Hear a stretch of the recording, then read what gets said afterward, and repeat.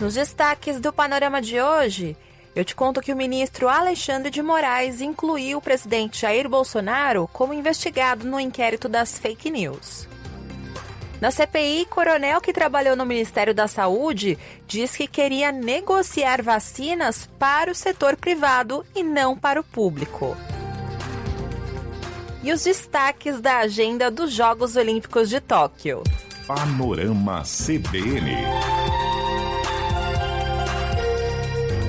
Olá para você que está ouvindo o Panorama, eu sou a Juliana Prado e vou te contar em menos de 30 minutos tudo que foi notícia nesta quarta-feira, dia 4 de agosto de 2021.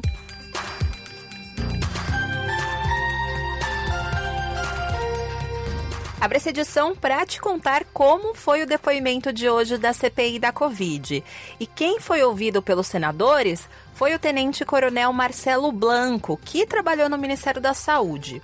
Ele chegou a ser assessor do Departamento de Logística do Ministério da Saúde, mas ele foi exonerado em janeiro. E se você ainda não está ligando o nome à pessoa, eu vou te relembrar aqui, é claro.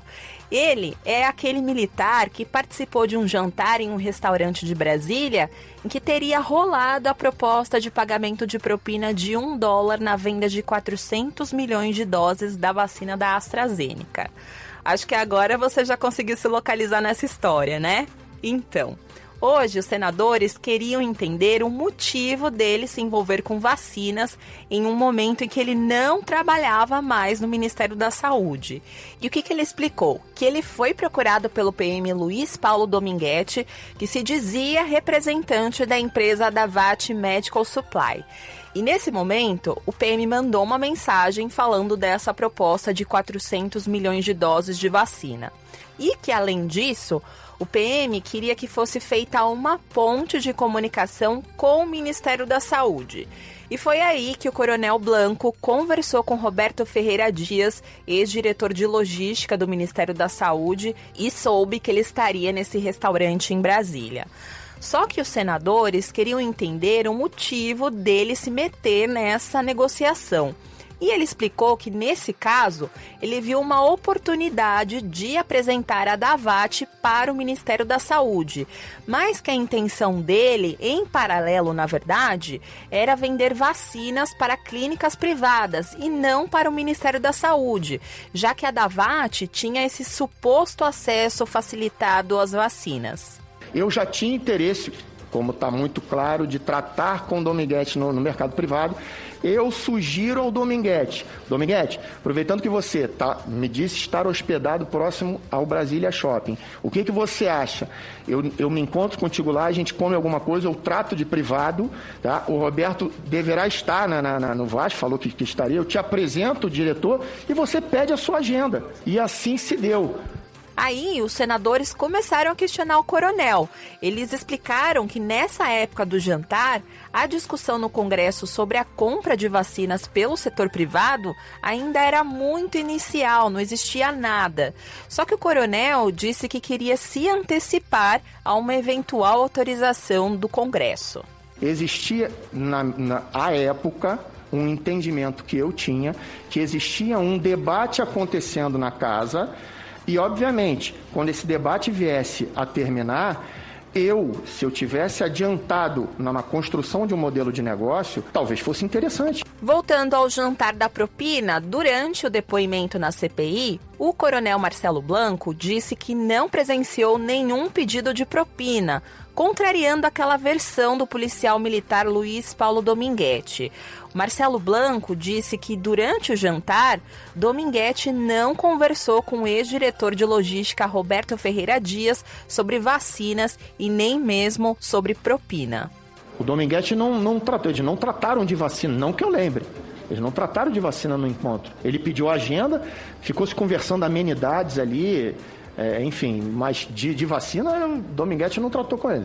Pediu agenda, ele orientou. Ele pediu agenda para quê? Ele pediu agenda para se encontrar no dia seguinte de maneira formal no Ministério. Foi isso que foi feito. Vossa Senhoria relata que não houve tratativas com relação à venda de vacinas? Não, senhor. Houve pedido de propina por Roberto Também Dias? não, senhor. E por que então Dominguete inventaria uma história com essa repercussão e consequências para ele mesmo? É isso que todo mundo se pergunta, né, senador? Eu não faço ideia. O Marcelo Blanco disse que saiu antes de Dominguete. Ele foi confrontado sobre isso, né? Só que ele repetiu que não houve pedido de propina. Não houve pedido, senador. Não houve pedido. Mas o senhor também disse que saiu antes, né? Não, eu saí, mas não houve Até pedido. a hora que o senhor estava... Do momento que eu me encontrava lá, não houve pedido. Sequer se conversou aprofundadamente sobre vacina. Talvez, coronel, seja mais adequado o senhor dizer isso. Até a hora que o senhor estava, não houve pedido. Ou o senhor ficou até o final? Não, eu saí antes. Não me recordo se o Dominguete saiu logo comigo. Não me recordo, sinceramente. Depois de contar toda essa história que é no mínimo estranha, o presidente da CPI, Omar Aziz, não ficou convencido. Só um minutinho, coronel, não dá para aguentar isso. Coronel, o senhor sabe que em janeiro o coronel Elcio Franco editou uma portaria dizendo que quem só tratava de vacina era ele. Não sabia não, senhor. Como não? Por favor, coronel. Não Como sabia não, senhor. E o Roberto Dias sabia também. Como não sabia, coronel? De quando é essa portaria do secretário executivo? Já foi dito aqui 500 vezes. Coronel Elcio Franco fez uma portaria dizendo que quem tratava de vacina a partir daquele momento era ele e não mais ninguém. Retirou todos os poderes, esvaziou o Roberto Dias, trocou todos os assessores dele por outras pessoas. Isso era do seu conhecimento. Agora, o senhor chegar aqui e dizer que foi coincidência o negócio, não.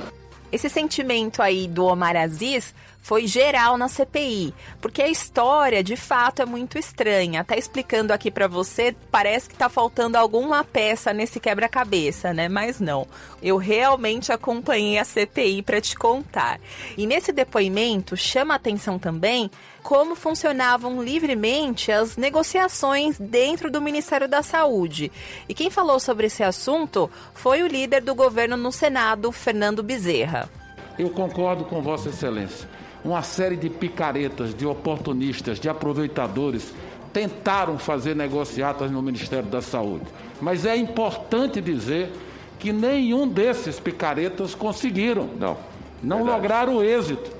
Pode ter havido qualquer comportamento Não inadequado. conseguiram por causa da CPI, não conseguiram por causa de Luiz Miranda, não conseguiram por causa da mídia. Desculpa. Não conseguiram porque... Desculpa, senador Humberto. Não é verdade. Desculpa, senador Humberto. Todos os depoimentos que nós estamos vendo aqui, nenhum deles venderam nada ao Ministério da Saúde. Nenhuma dessas tentativas se materializaram. A Coronavac, a Pfizer e a Janssen queriam ter tido toda essa facilidade. Outro membro da tropa de choque que mudou um pouquinho o discurso foi o senador Marcos Rogério. Ele aproveitou para comentar sobre o depoimento de ontem do reverendo Hamilton, que eu te contei aqui. Realmente foi um depoimento extremamente esquisito. A palavra que eu consegui encontrar é essa, né? Porque é um negócio muito estranho. Alguém que entra numa negociação e não sabe por quê, não sabe como, de algo que não existia. Então todos nós estávamos aqui nesse ambiente. Bom, esse foi o resumo de hoje e amanhã tem mais depoimento na CPI da Covid. E é claro que eu trago para você todos os detalhes.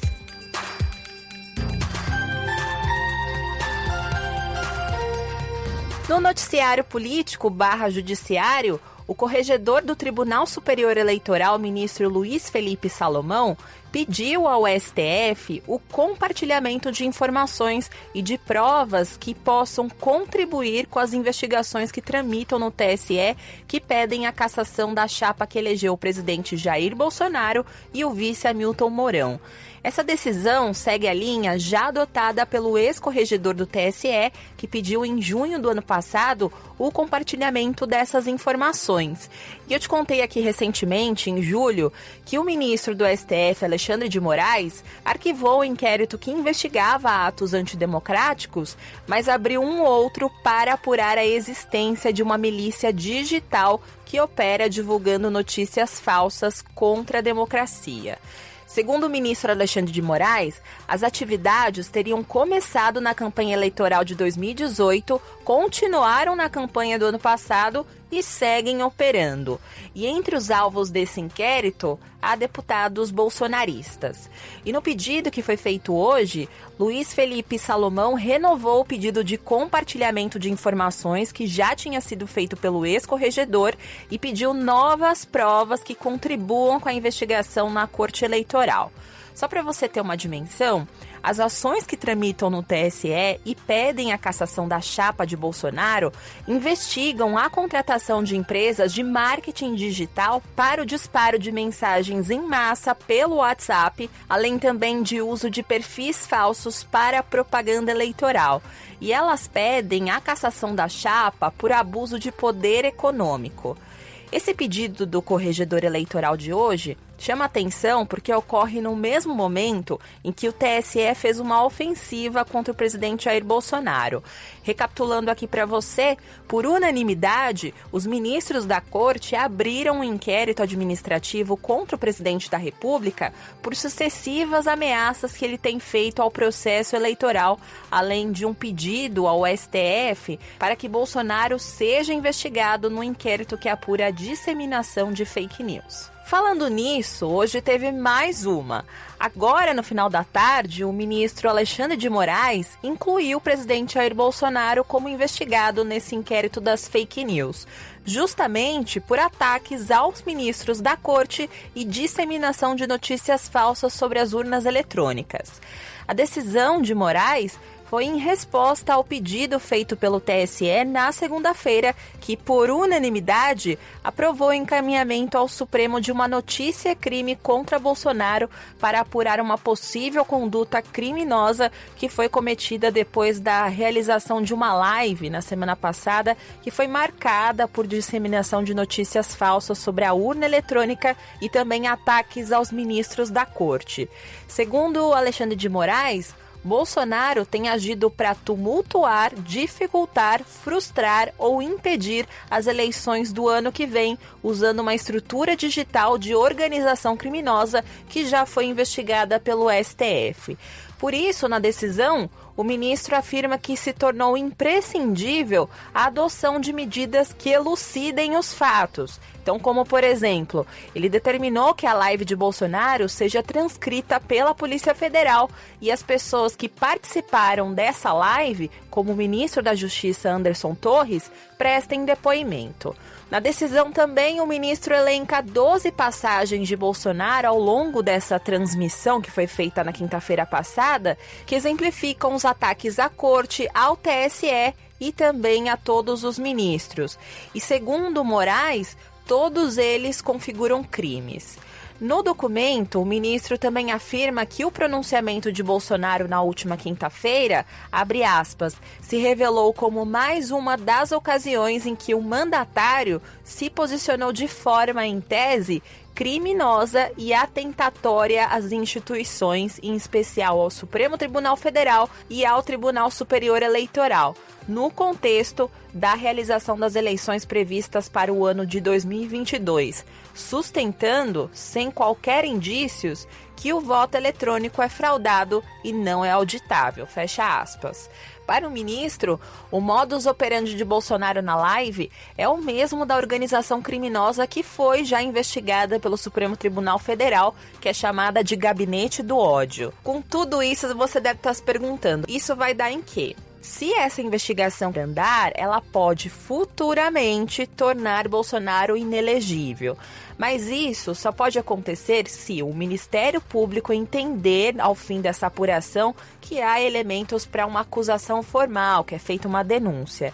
Também é preciso que a Câmara dos Deputados aprove pelo voto favorável de 2/3 dos deputados o prosseguimento desse processo. E também precisa de uma condenação no STF, onde tramitam as ações sobre o presidente.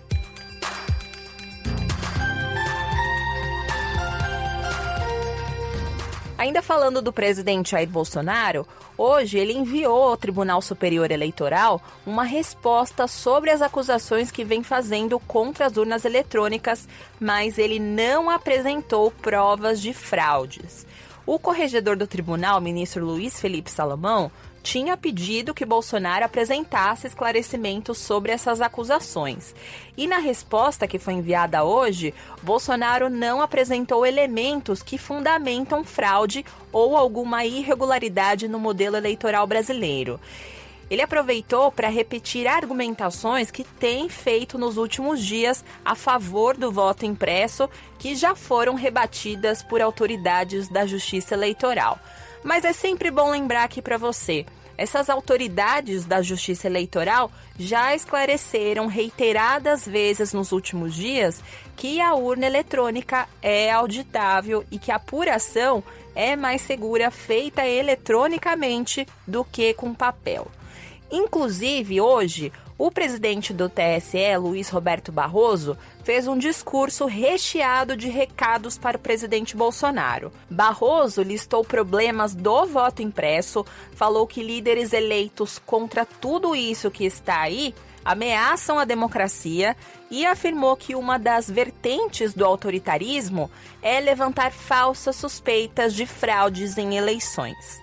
Que a democracia tem lugar para liberais, a democracia tem lugar para conservadores, a democracia tem lugar para progressistas e a alternância no poder é a grande característica da democracia. A possibilidade de que quem perde hoje verá respeitadas as regras do jogo para disputar amanhã e tentar ganhar amanhã. É isso que é a democracia.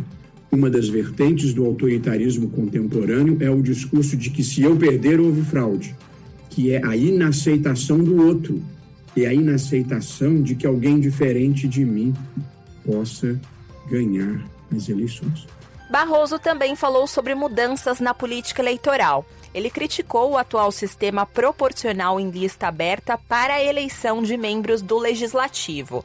O ministro também apontou problemas no chamado Distritão, que deve ser votado na semana que vem em comissão especial na Câmara. Segundo essa proposta, os mais votados seriam eleitos sem levar em conta os votos dados aos partidos, como acontece atualmente. Quais os problemas que nós identificamos no Distritão? Primeiro, ele não barateia, ele encarece o custo das eleições. Segundo, ele enfraquece os partidos, porque é cada um por si, cada candidato por si. E, portanto, estimula o personalismo e não a institucionalização dos debates. Ele acaba com a representação das minorias. Barroso também lembrou que o TSE defende o voto distrital misto.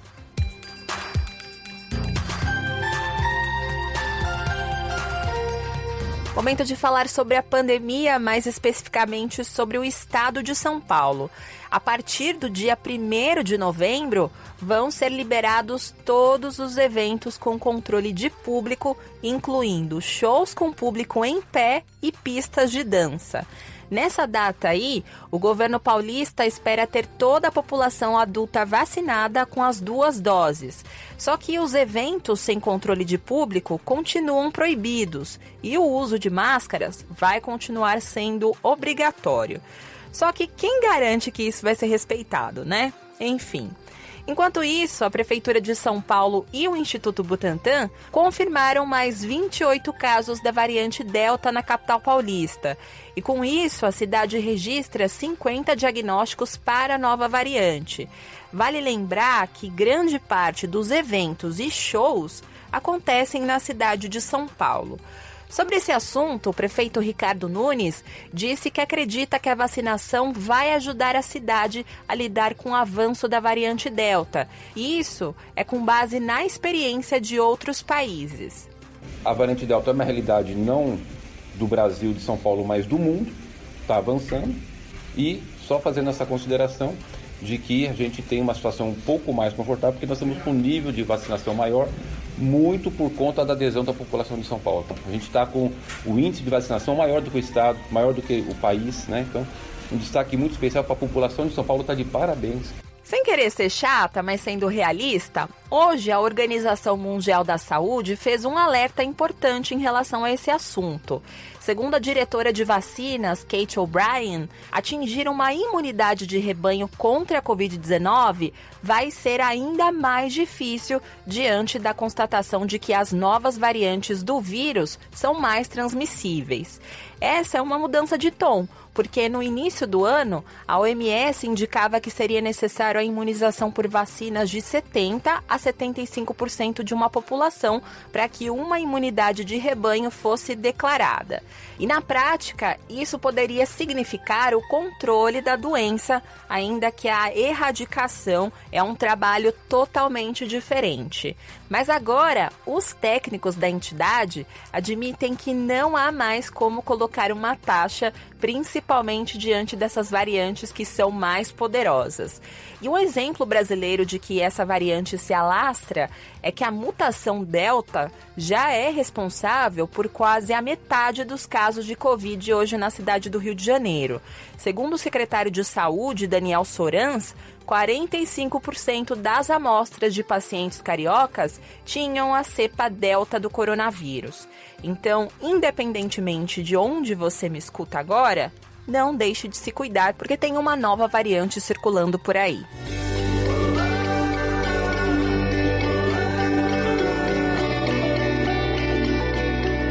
Vacina sim.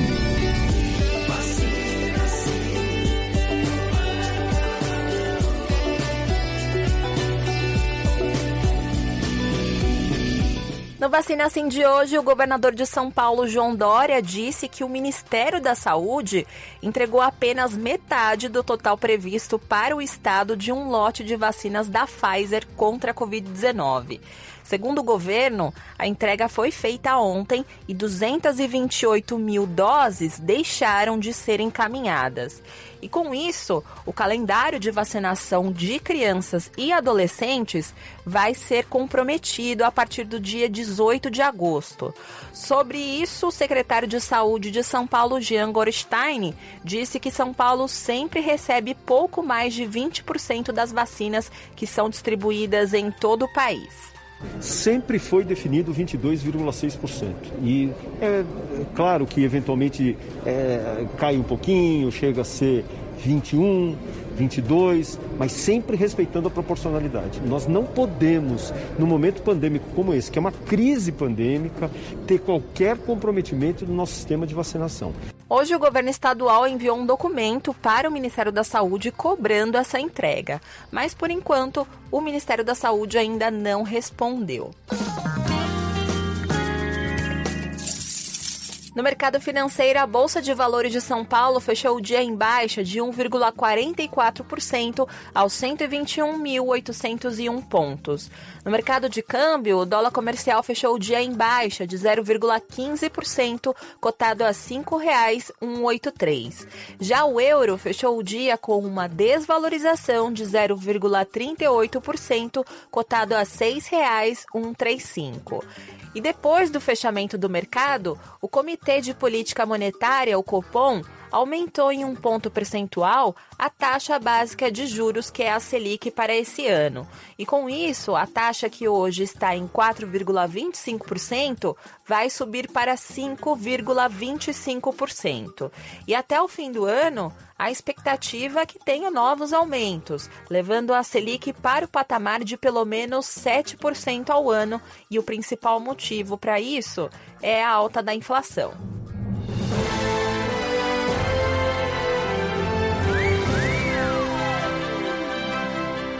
Hoje tem mais programação para essa noite nos Jogos Olímpicos de Tóquio e quem vai te contar tudo é o repórter de esportes da CBN, Bruno Faria. Tudo bem, Bruno? Obrigada por voltar aqui no Panorama. Conta para o nosso ouvinte qual que é a boa dessa noite /madrugada. Oi, Ju, eu tô bem sim, espero também que todos estejam. Vamos falar sobre a agenda olímpica para a noite desta quarta-feira, manhã de quinta, que promete ser bastante movimentada, já que estamos na contagem regressiva para o encerramento das Olimpíadas de Tóquio 2020. A modalidade de skate park, que faz a sua estreia na atual edição das Olimpíadas, tem o Brasil com 3 representantes hoje: Luiz Francisco, Pedro Barros e Pedro Quintas. todos eles têm chances de passarem às finais e, consequentemente, tentarem um pódio. O skate park começa às 9 horas da noite e entra na madrugada de quinta por volta da 00:30 para conhecer os campeões. No vôlei de quadra masculino, o Brasil entra na semifinal contra a Rússia, único país que derrotou a seleção nesta Olimpíada, mas foi naquele momento que ainda poderia. A revanche então começa às 1h da manhã. Se passar, o Brasil chegará à sua 5ª final olímpica consecutiva. Estaremos na torcida. No boxe, o Brasil já conquistou medalha, agora só precisa saber, Ju, qual será a cor. Na categoria até 60 quilos, a favorita Bia Ferreira entra no ringue às 2h da manhã pela semifinal. Se ela for derrotada, já tem o bronze garantido. Em caso de vitória, segue para fazer a decisão e aí será ouro ou prata. O mesmo serve para Herbert Souza, que estará na semifinal da categoria até 75 quilos. O atletismo também estará representado em mais um dia pelo Brasil. Caio Bonfim é o nome da fera que estará na marcha de 20 quilômetros. Na última competição, no Rio 2016, ele terminou em 4º e bateu na trave por uma medalha. Quem sabe esse ano ele não consegue uma para o Brasil. Outro brasileiro na disputa é Matheus Correia, também competindo nesta prova, tentando surpreender. A disputa será por volta das 4h30 da manhã, Ju. Bruno, hoje teve jogo de vôlei feminino e também mais uma notícia boa em relação a Rebeca Andrade, né? Atualiza aí para o nosso ouvinte tudo isso. Ju, o jogo das mulheres no vôlei foi de arrepiar. O confronto contra o Comitê Olímpico Russo foi bastante disputado e a ansiedade tomou conta do Brasil, principalmente no primeiro set. Tanto é que perdeu por 23-25.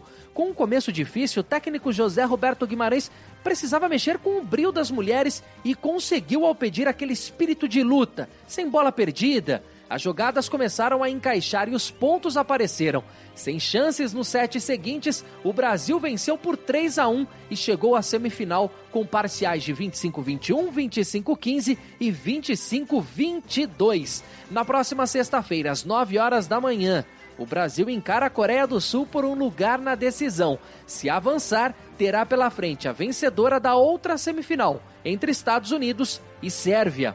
Sobre a Rebeca Andrade, que você me perguntou, a medalhista de ouro e prata será a porta-bandeira do Brasil na cerimônia de encerramento das Olimpíadas no próximo domingo, dia 8 de agosto, a partir das 8h da manhã. Com a prata no individual geral e o ouro no salto, Rebeca se tornou a primeira ginasta brasileira, Ju, a conquistar uma medalha olímpica na história. Além disso, se tornou também a primeira mulher do país a ganhar 2 medalhas em uma única edição dos Jogos Olímpicos. No evento de abertura, a judoca Kathleen Quadros e o capitão da seleção masculina de vôlei Bruninho foram os porta-bandeiras do país. Nada mais justo do que deixar a Rebeca agora carregar a bandeira do Brasil no encerramento, Ju.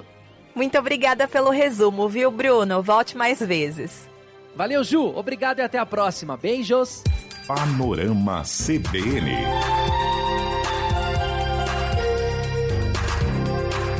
Com essa agenda aí, eu vou ficando por aqui em mais uma edição do Panorama CBN, mas amanhã eu volto. O roteiro de hoje foi escrito por mim, a montagem e a sonorização são do Anderson Wendel, o Tico.